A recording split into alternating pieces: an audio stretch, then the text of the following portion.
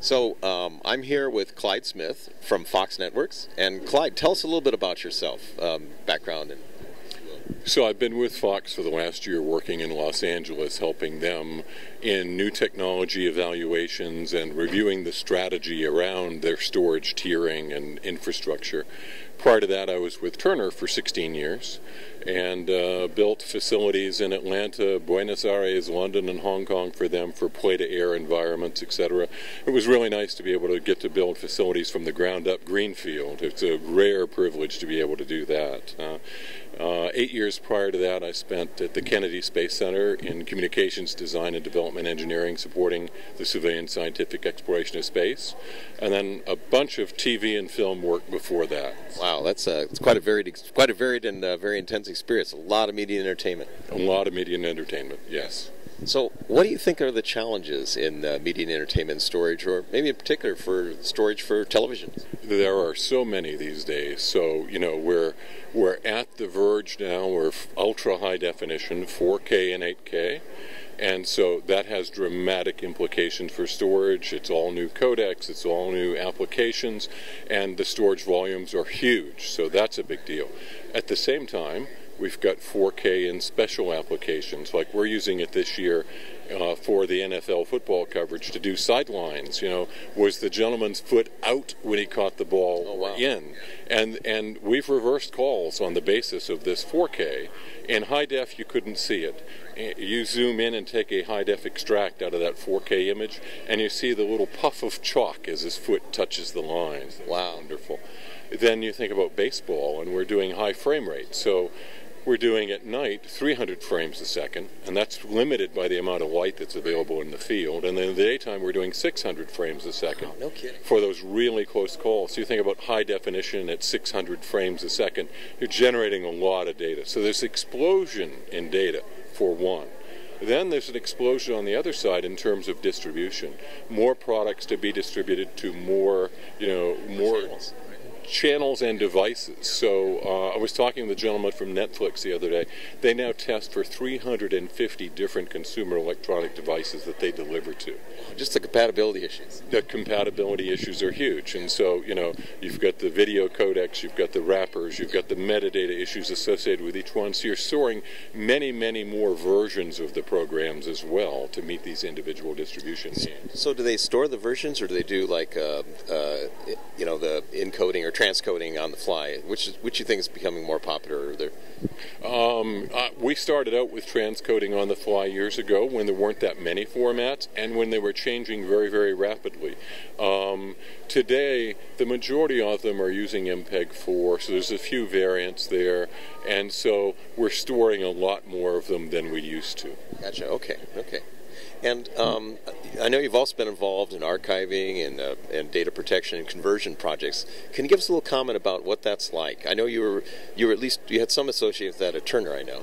Yes, so we were very fortunate at Turner to be able to take a fresh approach to this, and we actually won the Computer World Honors Award in 2005, the 21st Century Achievement Award, for application of the technology. And, we were able to take the tape technology and put an abstraction layer between that and the broadcast technology so that as all these new versions came up and new products, because we saw the international expansion being huge, and we also saw that we'd be doing more online.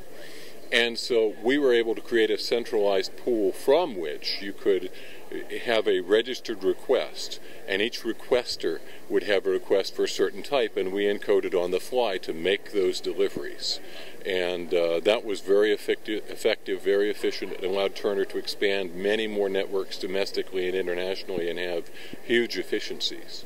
So there was a session, I think it was one of the sessions yesterday, and actually Ken from Turner was in it, and he made a comment, and there are other people in the comment, they're talking about like 35 times more content captured than in the past, say, especially with digital cameras and that sort of thing. Are you seeing that trend, those sort of trends also at Fox? What kind of data growth do you have on an annual basis, for instance? Yeah, it's explosive growth. It is just, it's dramatic. We're about to launch some new channels as well, and these new channels will take advantage of a huge sports library.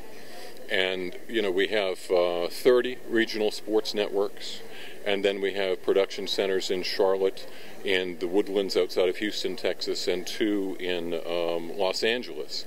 And so you can imagine there's massive expansion of volume of materials.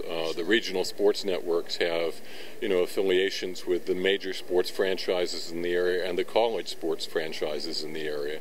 And so we're seeing, huge improvements there. And another big one for us in the regional sports networks, we're doing a lot more coverage now, even of high school sports, the higher performing high school sports. So there's many areas that, because the barriers to entry, the costs of production have become so much lower, that we're just producing a lot more material for our audiences, and we're getting into very niche areas of interest for distribution to the audience. And in terms of the storage technologies, both in terms of, the types of individual storage devices and storage systems, what are you using now? What do you see that you will be using 3 years from now? How do you think things will change? So we're actually doing some experimentation. We've been very much dependent on traditional tape storage robotic techniques. And, there are some new trends coming in optical that I think will make optical viable once again. It kind of fell out of the sweet spot in terms of performance and volume. We're seeing a change in that trend, and there's several new optical products here at your show. Right. We just had a big announcement from one end. And they're very appealing. They've got the right number of drives against the media and the right performance of the drives and storage densities to appeal to a certain segment. So that's one area of interest.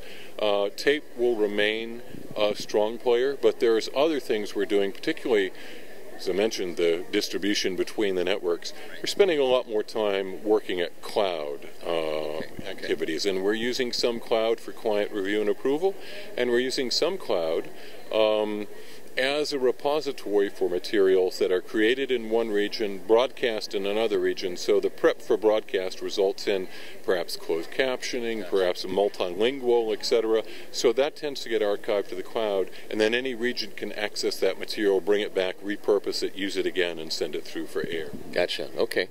And, we're at the Storage Visions Conference, 2013 Storage Visions Conference. Will you come next year? And if so, why would you come? So I wouldn't miss it. I wouldn't miss it, Tom, because one, you put on a great program.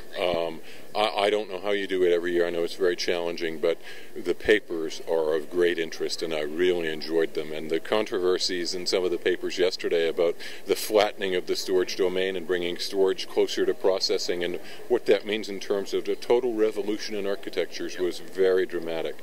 The other reason I come is the exhibits. There are so many interesting niche products that are introduced here and discussed here, and because it's a bit of a smaller conference, you can get somebody aside for a half hour or an hour and dig deep into the content and really understand what you need, as opposed to going to a large conference where everybody's got about 10 minutes for you, and that's that. Oh, yeah, well, yeah, I know, things like the CES is just after the show here. That's right. And it's like, the Tower of Babel, 1,000 voices speak. Yeah, we have so many 15-minute long meetings scheduled over there, and in 15 minutes you can't get the detail you need to really understand what you want. So I plan on coming every year and look forward to it. Well, we really appreciate your coming, and we also appreciate helping with the program, because part of the reason why that program is so good is we have people like you, Clyde, helping us out, suggesting speakers and topics we should be covering. Well, you keep it fresh. You keep a constant change in the board of advisors, and you keep lots of people's input coming, and you keep it fresh and exciting every year, and I look forward to it. Well, I want to thank you, Clyde, for sitting down and talking to us, and for coming to the conference and all the things you've done for us. Well, thank you very much. It's my pleasure. Thanks, Clyde. Thank you. All right.